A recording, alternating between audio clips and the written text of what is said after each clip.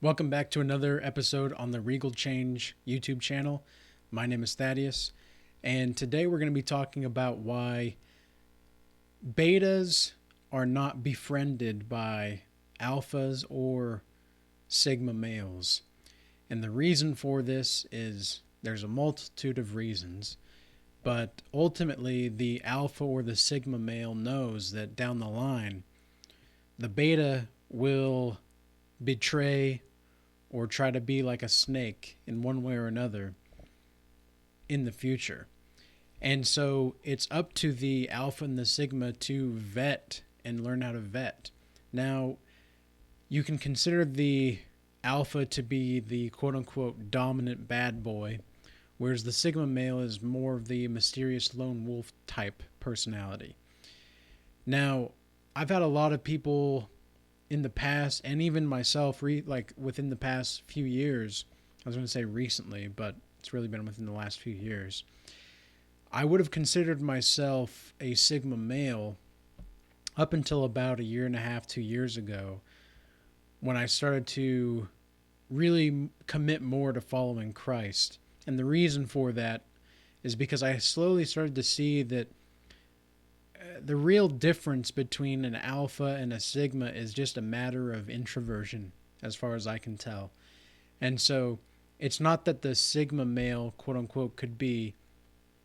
The sigma male is more of the uh, introverted, extroverted type, whereas the alpha is more of the extroverted type. And so it's not necessarily that the sigma cannot lead by example or lead in properly in relationships, but there's more of a kind of a brutal gentlemanness to the sigma than there is to the alpha, whereas the alpha is more of the dominant bad boy. So for the sake of this video, for the next duration of the video anyway, we're just going to be talking about alphas and betas, because ultimately I do think that that's really all that there is. And even if you look at nature and prides of lions or in chimpanzees or any other kind of form of mammals out there, there's a lot of stereotypical animal kingdom behavior. There are leaders and there are followers, and that's pretty much how most of nature rolls. So what is going to be the biggest challenge with having a simp or a beta as a friend long term? Well, first of all, what exactly is a beta? What exactly is a simp? So a simp, I have a few list of notes here that I'm just going to read off. So the simp slash beta succumbs to crying, yelling, luring, head games, lying. They put up with sex withholding. They put up with the silent treatment. They accept jealousy and they act on it in their relationships. They don't understand what gaslighting is, and so they act through the gaslighting of the people around them, or specifically in this case, a woman. They pay attention to the pity plays of women. They do not know how to pass shit tests from women. They can emotionally blackmail, and they can be emotionally blackmailed. They are okay with the woman playing hot and cold, or people playing hot and cold. They succumb to love bombing. They accept mood swings or guilt trips, and they put up with women pulling back or disappearing in their life and then continuing to provide and whatnot. You can also think of a simp as a unconditional pleaser. You can think of the simp as trying to qualify to other people instead of having them qualify to you. They're not strategic. They might be letting women lead in their relationships as well.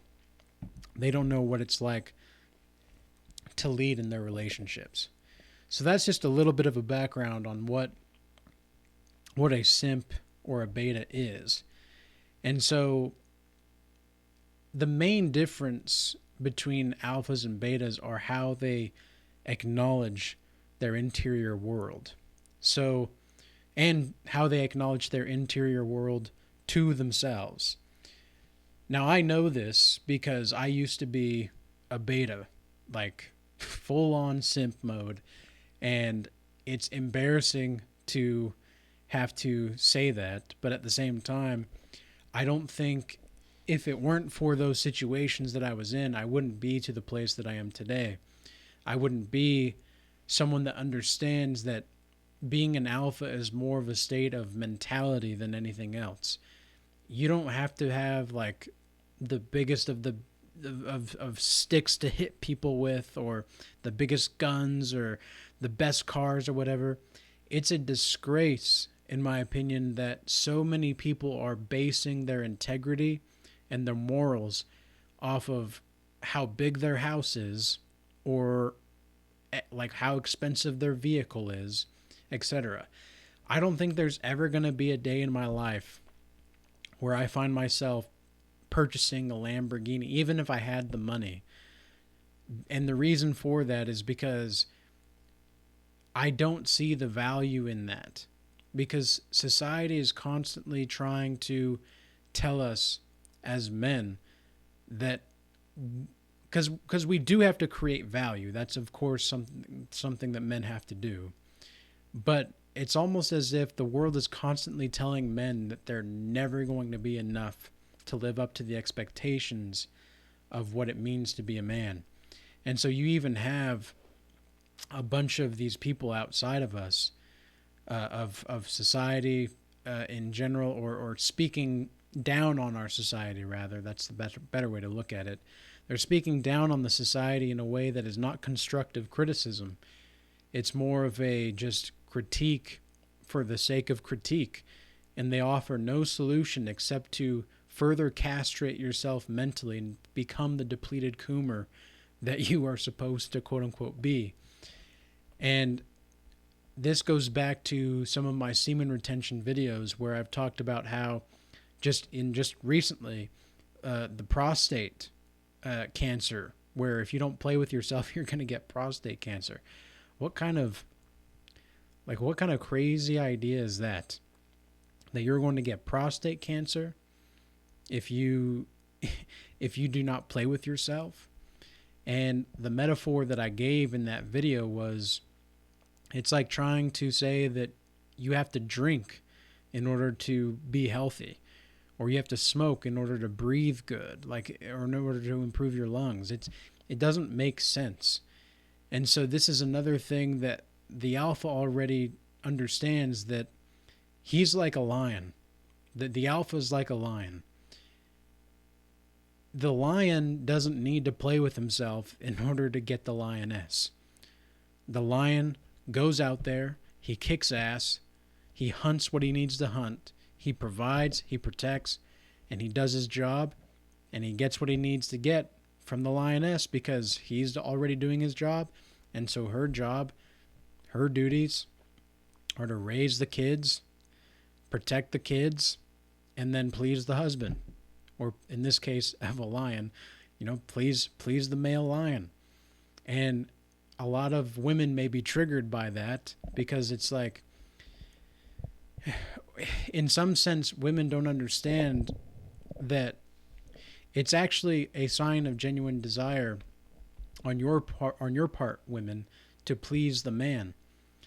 And so it's also your job, even if there's not, let's say you're in marriage, and the Bible does say that the body of the wife belongs to the husband, and the body of the husband belongs to the wife. This is in Corinthians. And so a woman that is actually, whether she has the genuine burning desire, but she just, I don't know, maybe she's just not, I can't imagine a woman just not feeling it, right, and having genuine burning desire. But it is your duty as a wife to be able to please your husband in bed. And this is one of the reasons why so many men are not getting married nowadays, or at least they're realizing that marriage is a trap. Like Bill Burr, I think, is the one that said something along the lines of marriage for men equates to losing your friends, losing your resources, losing your time, and then not getting the opportunity to have sex as much as you want to, etc. And so, as a man that follows Christ, I do not consider myself in any way, shape, or form to ever be married under the legal terms of the current political and lawful environment. The laws are just it's too much of a risk for men to get married. It's just too much of a risk. There's not enough there, and there's not enough reward on the other side. Whereas even in states, I live in Utah in the United States, so the laws aren't even nearly as bad here as like California. But in California, the woman could literally be cheating for years, and if she just decides to walk out one day, because of the laws there, the man has to give up like that which they agreed upon before they entered the marriage. And so it's like you have to really look at the laws in where you live. You have to look at the laws and what's going on. And alphas understand this. And and betas don't. They really just like they're just so focused on getting they're just so focused on getting into the pink palace that they don't understand that they are literally being pussy whipped as time goes on, not by women, but by the government in some sense. And so not only is the government pussy whipping them, but it's also the government is being like, it's like daddy government. You know, here's the sand. What did George Carlson say? He's like, here's the sandpaper dildo to shove up your butt every day, and be grateful for it. It's like that's exactly the kind of predicament that most men are in today when it comes to marriage. And the alphas understand this. The betas don't. The betas don't understand this. I think another big difference between the alphas and the betas is because I'm in a position to where I have sexual access. It took me years of hard work to get here. It took me years of building myself. It took me years of understanding my nature and female nature to get to where I am today. The women on the other side are just there. So they were just kind of like they just happened to be there at the right time in the right place when I show up. But it's like they just get to have life happen to them, whereas I have to, as a man, continue to build. And this is something I'm not complaining by any means. It's great. Being a man is fantastic. You can like, I'm not hating on women here, but I am so grateful for being a male because I can constantly build myself, and the more I grow, if I'm doing my stuff properly, the more wisdom I'm going to have, the more experience I'm going to have, the more status, the more whatever.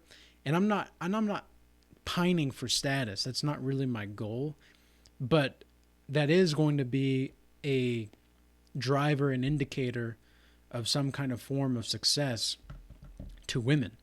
And this is something that alphas understand. Alphas understand that even though now some alphas I've seen that you could consider alphas, they do care about the status. They do care about the influence, etc., etc. And I care more about influence than I do about status. And I care more about influence than I do about power. Because power and status is going to be a byproduct of influence. But a lot of alphas are so focused on getting the status and getting the power that I personally think that they misunderstand what it means to have influence. True influence and true power. True power is being able to maneuver how you want to maneuver and having the mobility to move the way that you want to move in your life. And that's really something. That's really something to be able to speak the truth and in this day and age not have to pay dire consequences like having your bank account frozen by the Canadian government. That's going to be something, if anybody is not aware of that, that's what happened to some of the truckers in 2022 in Canada when they had that ride for freedom. Freedom is not something that a alpha really takes for granted. And here's the greatest thing about life as a man is you can be an alpha if you're not one already. And I know this again because I'm living proof of that. I was never I was I was always a beta. I was a fucking beta. I worshipped the pussy. I really did. It's embarrassing. It's so embarrassing to think back and to talk about this kind of stuff. It's not necessarily comfortable, but I think it's something that needs to be talked about because so many men that I see, they think that they're like destined for this one way of life forever. And they think that they can just give up and it's going to be fine. Like they'll get that girl somehow, or they'll get that job somehow, or they'll get whatever somehow. Well, you can't just like manifest it. Like you can't just like manifesting means nothing if you're not acting on creating that into your life. And that's what the beta doesn't understand. The beta doesn't understand that action must be taken. Action has to be taken. Now, some people that are almost like, some men that I've seen that are almost like in the transition phases of that, they're like in between like the beta and the alpha phase, right? I would even say to some degree like the in-between phase is like a sigma. That was what happened in my case anyway. And I've seen that in other people, but the sigma also operates quote unquote outside the social hierarchy, which I understand and I actually respect to some degree, but I think at the end of the day, if you're just governing your own life on your own terms and you have yourself at your focal point of origin, you're going to be considered an alpha. And that's that. Another big thing that alphas know that betas don't is that playfulness is going to be what attracts women more than stoicism. Even though stoicism is not necessarily something that is less righteous or less virtuous because of that, it's just that when you're dealing with females, like, you know the song Girls Just Want to Have Fun? If that ain't like the realest song about women I've ever heard, I don't know what is. Men, you have to understand that women are absolutely ruthless and cold. They can be. And I'm not saying that this is this is bad. I'm just saying that this is how some women, actually all women are like this, biologically speaking. They have to be. They're not like men and women are different. And that's like super controversial to say nowadays, but it's very much true. Women, I've seen women, not in my relationships, but with other men, literally, they will take everything from this guy. There was a marriage that I saw, for example. I'll give you an example. There was a marriage that I saw with one of my friends at the time, and they were going through a divorce. The man had initiated the divorce, and he still ended up having to give the woman the fucking house. And then guess what? Within like a week of the divorce, she was already with someone else.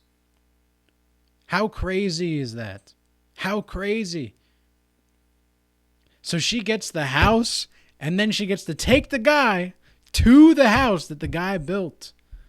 This guy had his life and resources built. He realized, like, you know what? This lady is not right for me. He still had to give her the house.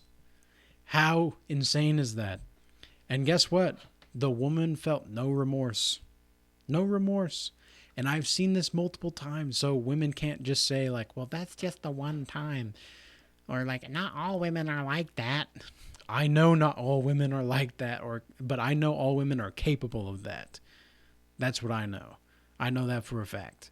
Because I've seen it too often enough to think, well, it's not all women. No, no, no, no, no. They're all capable of that. And again, it comes down to biologically, they're hardwired to do this. They are biologically hardwired because if the tribe came in, another tribe came in and killed the men in the tribe, well, the women and the children in that tribe had to just go to the new men. And so the women had to be able to just cut off the feelings for this other guy and move right along.